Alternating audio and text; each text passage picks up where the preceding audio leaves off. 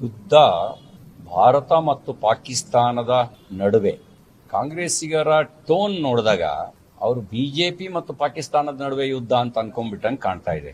ಭಯೋತ್ಪಾದಕ ದಾಳಿ ಅದು ರಾಜಕೀಯ ಪಕ್ಷವನ್ನು ಗುರಿಯಾಗಿಸಿಕೊಂಡು ನಡೆಸಿದ ದಾಳಿ ಅಲ್ಲ.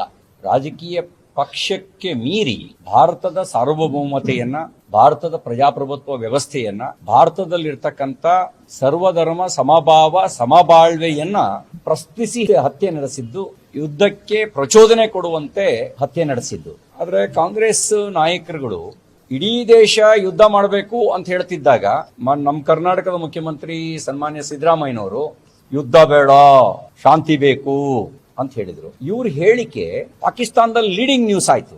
ಉರ್ದುನಲ್ಲಿ ಕರ್ನಾಟಕಕ್ಕೆ ವಜೀರೆ ಅಲಂ ಸಿದ್ದರಾಮಯ್ಯ ಸಾಬ್ ಐಸಾ ಕಹಾ ಅಂತ ಹೇಳಿ ಇವರ ಹೇಳಿಕೆಯನ್ನೇ ಲೀಡಿಂಗ್ ನ್ಯೂಸ್ ಆಗಿ ಮಾಡಿದ್ರು. ಇದಕ್ಕೆ ಮುಂಚೆ ಪುಲ್ವಾಮಾದಲ್ಲಿ ಅಟ್ಯಾಕ್ ಆಯ್ತು. ಆಗ ಆ ಭಯೋತ್ಪಾದಕ ದಾಳಿಯ ಬಗ್ಗೆಯೇ ಸಂಶಯವನ್ನ ವ್ಯಕ್ತಪಡಿಸುವ ಮಾತನ್ನ ಕಾಂಗ್ರೆಸ್ಸಿಗರು ಆಡಿದ್ರು. ಅಂದ್ರೆ ಭಯೋತ್ಪಾದಕರ ದಾಳಿಯೇ ನಡೆದಿಲ್ಲ, ಇಲ್ಲೇನೋ ಪಿತೂರಿ ಆಗಿದೆ ಇಂಟರ್ನಲ್ ಅನ್ನೋ ರೀತಿಯಲ್ಲಿ ಮಾತಾಡಿದ್ರು. ವಿಶ್ವಸಂಸ್ಥೆನಲ್ಲಿ ಪಾಕಿಸ್ತಾನದವರು ಭಾರತದ ವಿರುದ್ಧ ಬಳಸ್ಕೊಂಡಿದ್ದು ಇವ್ರ ಮಾತುಗಳನ್ನ. ಯಾಕೆ ಹೀಗೆ ದೇಶದ ವಿಷಯದ ಬಂದಾಗಲೂ ಕೂಡ ಕಾಂಗ್ರೆಸ್ಸಿಗರು ಪಾಕಿಸ್ತಾನಕ್ಕೆ ಸಹಾಯ ಆಗೋ ರೀತಿಯಲ್ಲಿ ಮಾತಾಡ್ತಾರೆ, ಮಾನಸಿಕತೆಯನ್ನು ಕುಗ್ಸೋ ರೀತಿಯಲ್ಲಿ ಮಾತಾಡ್ತಾರೆ. ನಾವು ಇದುವರೆಗೂ ನಮ್ಮ ಸೈನಿಕರ ಸಾಮರ್ಥ್ಯದ ಬಗ್ಗೆ ಅಪನಂಬಿಕೆಯನ್ನು ವ್ಯಕ್ತನೇ ಪಡಿಸಿಲ್ಲ. ನಮ್ಗೆ ಹೆಮ್ಮೆ ಇದೆ ನಮ್ಮ ದೇಶದ ಸೈನಿಕರ ಬಗ್ಗೆ. ಸೈನಿಕರ ಕ್ರೆಡಿಟ್ ಅನ್ನು ಯಾರು ಕಿತ್ಕೊಳ್ಳೋ ಕೆಲಸನೂ ಮಾಡಿಲ್ಲ.